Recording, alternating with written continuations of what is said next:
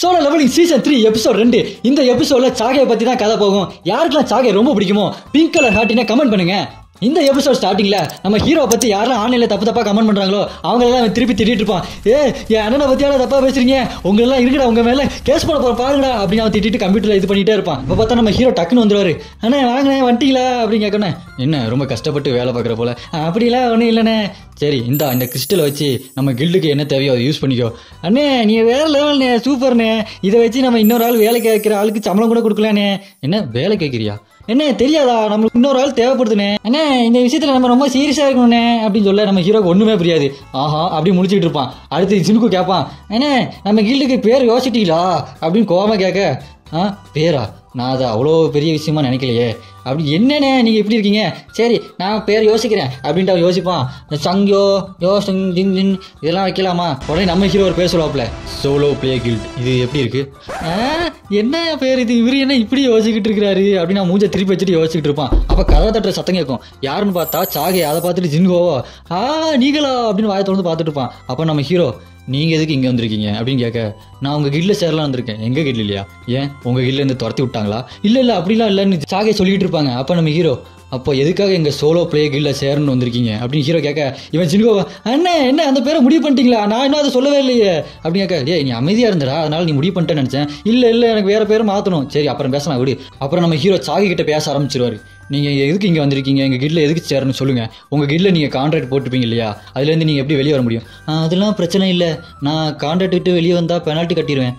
ஓ நீங்கள் வரதுக்காக பெனால்ட்டி கூட கட்டலாம் ரெடியாக இருக்கீங்களா? சரி நீங்கள் எதுக்காக உண்மையிலேயே எங்கள் கில்ல சேரணும்னு நினைக்கிறீங்க அப்படின்னு நம்ம ஹீரோ கேட்க, நம்ம ஹீரோ நீ சாக்கு என்ன சொல்கிறதுனே தெரியாது அப்படியே யோசிச்சுக்கிட்டே இருப்பா. வந்தது போனது பழைய ஃப்ளாஷ்பேக்கு செகண்ட் சீசன் உள்ள எல்லாத்தையும் அப்படியே வரிசையாக யோசிச்சுக்கிட்டே வருவா. நம்ம ஹீரோ எஸ்ராங் கண்டர் ஆனது, மோந்து பார்த்தது, அப்புறம் ஆண்ட்டை அடித்தது எல்லாத்தையும் யோசிச்சு பார்த்துட்டு ஆண்ட்டை அடித்து கடைசியாக எந்திரிச்சு பார்க்கும்போது சேர்மேன் கோகிட்ட, அங்கே இவர் வந்தாரா, இவர் ஜினு வந்தாராங்க அப்படின்னு கேட்க, ஆமாம் வந்தார்.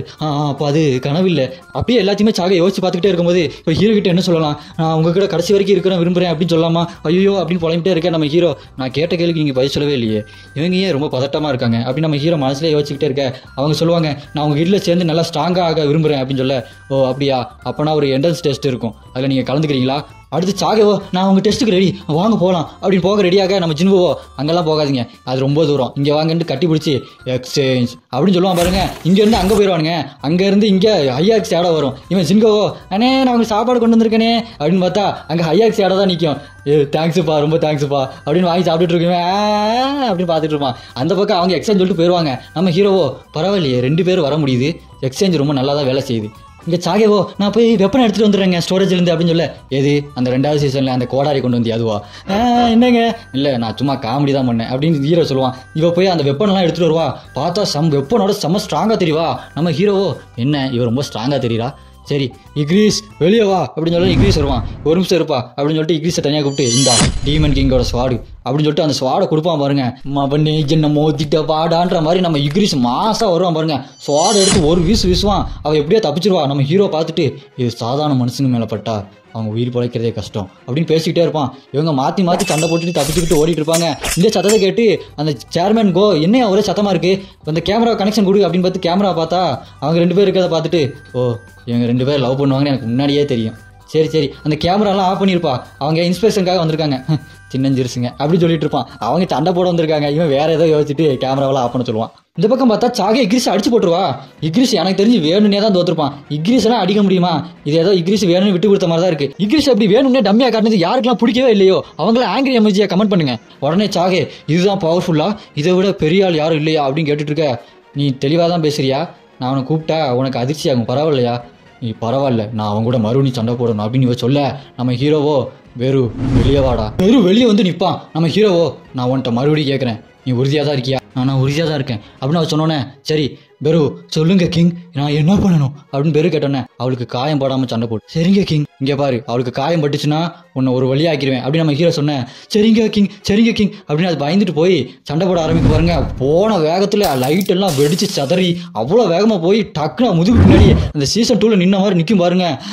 அதே மாதிரி நிற்குது. நான் இப்போ அடிக்கணும்னு சொல்லிட்டு அவள் வாழை வீசுவா. அது சும்மா அசால்ட்டாக 2 விரல பிடிச்சிட்டு எத்தா நின்றுட்டு இருக்கும்.